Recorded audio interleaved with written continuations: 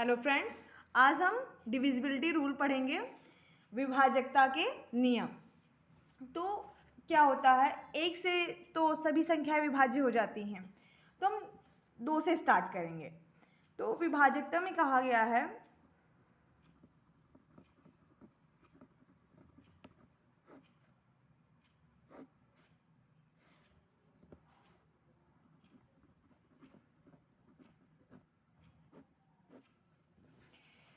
दो से विभाजकता का नियम क्या कहता है कि अगर कोई संख्या है, जैसे कोई संख्या है, उसका लास्ट का अंक यानी जो इकाई का अंक होता है वो अगर दो से विभाज्य हो रहा है तो वो पूरी संख्या जो है दो से कट जाएगी।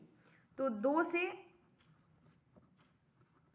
विभाजकता क्या कहता है कि अगर कोई संख्या जो है उसका लास्ट का अंक, लास्ट का मतलब लास्ट डिजिट बोल दो या इसे बोल दो यूनिट डिजिट किससे डिविजिबल होना चाहिए? दो से कटना चाहिए। ठीक है, तो ये रूल कहता है कि अगर कोई संख्या है और उसका लास्ट का अंक यानी यूनिट डिजिट अगर दो से विभाज्य हो रहा है तो वो पूरी संख्या दो से विभाज्य हो जाएगी। फॉर एग्जाम्पल, जैसे मान लो छोटी संख्या लेंगे, जैसे 324 है, तो इसमें क्या है कि जो 4 है हम केवल लास्ट का अंक देखेंगे, एक अंक। अगर ये संख्या जो है इसका लास्ट का अंक अगर दो से कट रहा है तो पूरी संख्या जो है दो से कटेगी। तो ये बताओ, जो 4 है ये दो से कटता है तो फिर क्या है, ये दो से विभाज्य है। ठीक है, ऐसे ही होता है 3 से विभाजकता।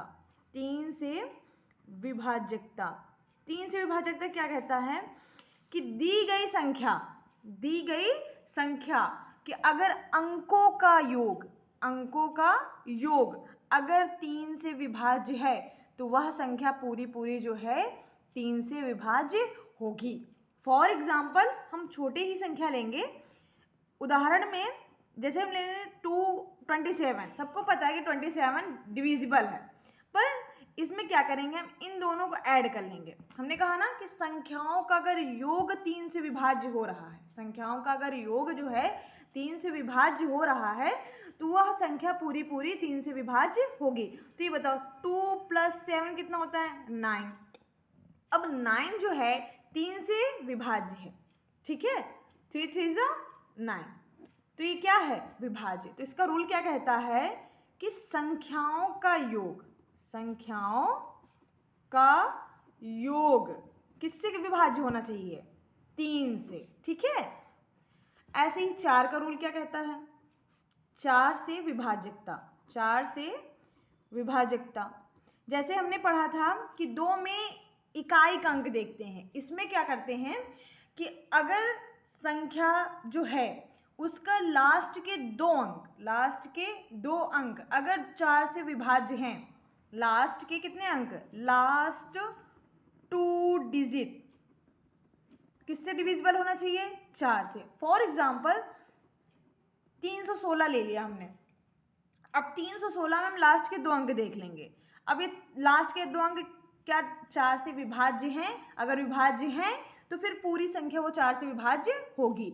अगर ये लास्ट के दो अंक 4 से विभाज्य नहीं है तो वह पूरी संख्या जो है 4 से विभाज्य नहीं होगी। तो ये बताओ, 16 4 से विभाज्य है तो ये संख्या क्या है? 4 से विभाज्य है।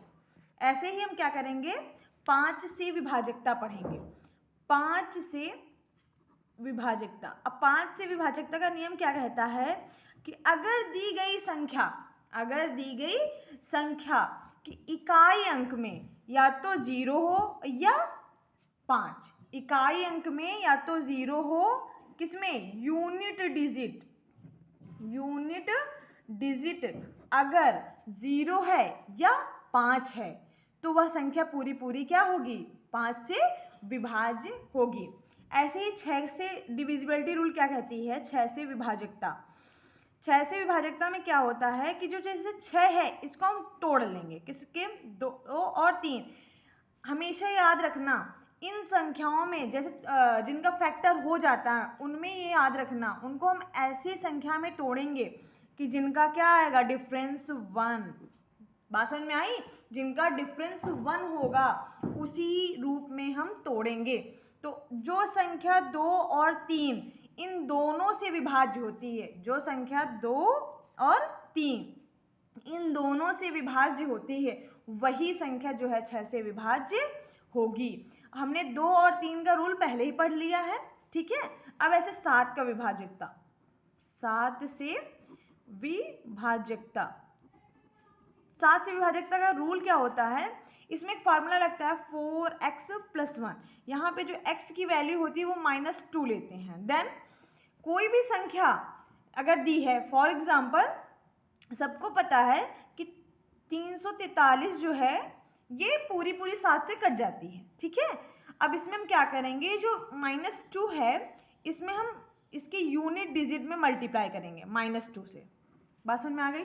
-2 से हमने इसके यूनिट डिजिट में क्या कर दिया, मल्टीप्लाई कर दिया। अब मल्टीप्लाई करने के बाद जो भी वैल्यू हमें प्राप्त होगी, ठीक है, जो भी हमें वैल्यू प्राप्त होगी वो आगे वाली संख्या में क्या करेंगे, जोड़ेंगे या घटाएंगे, ये बताइए आप। माइनस है -2 तो क्या करेंगे बताइए आप, जोड़ेंगे या घटाएंगे? माइनस है तो ऑब्वियसली घटाना ही होगा। तो 3 2 कितना होगा, इन दोनों का मल्टीप्लाई करो, 3 2 हो जाएगा 6 -6। अब 34 से 6 घटा दो, घटाओ कितना आएगा 28।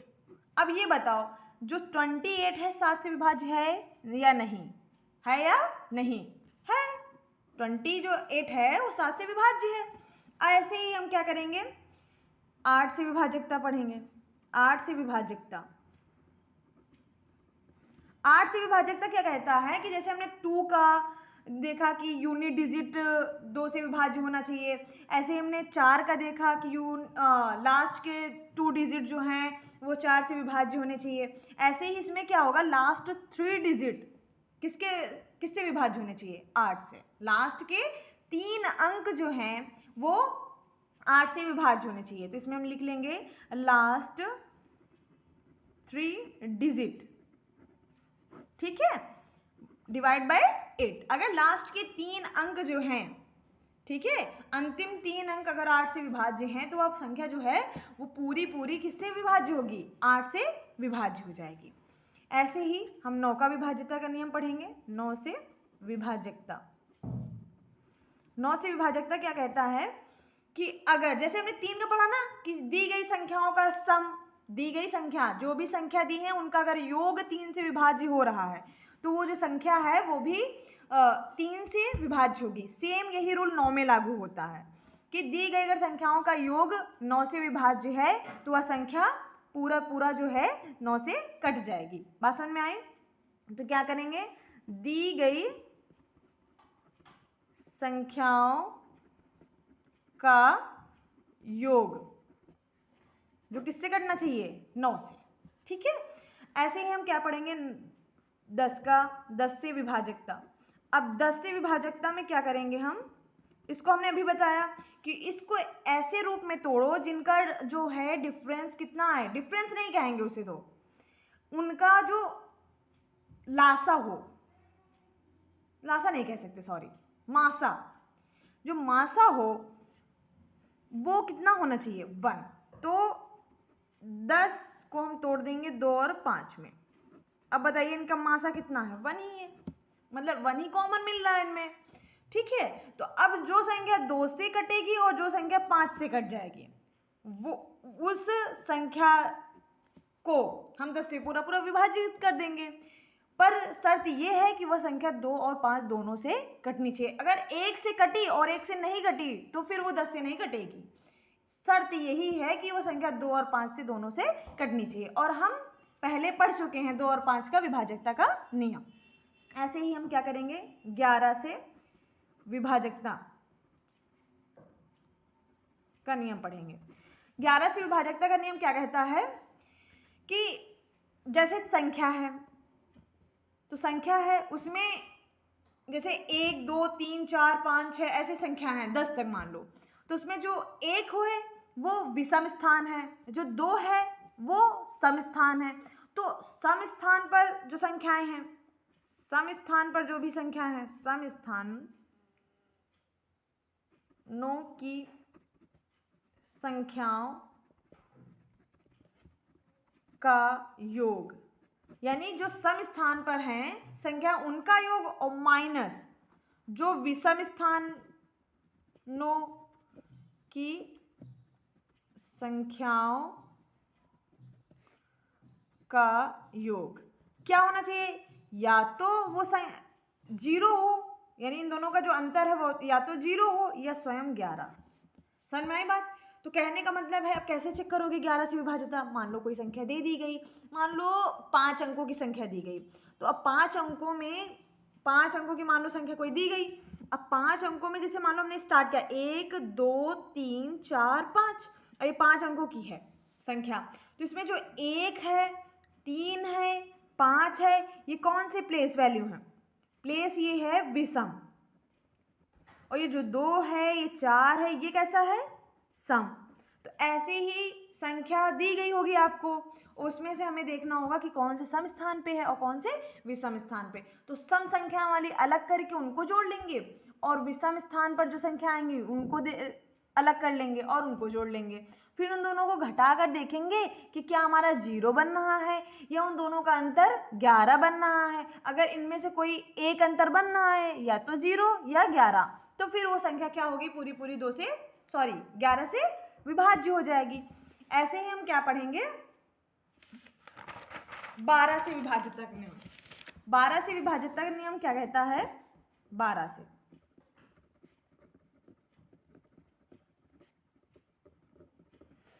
से विभाजित। अब 12 को भी ऐसा फैक्टर करो जिनका मासा क्या हो, 1 हो। अब 3 चौके 12, इनका भी मासा कितना है, 1 है।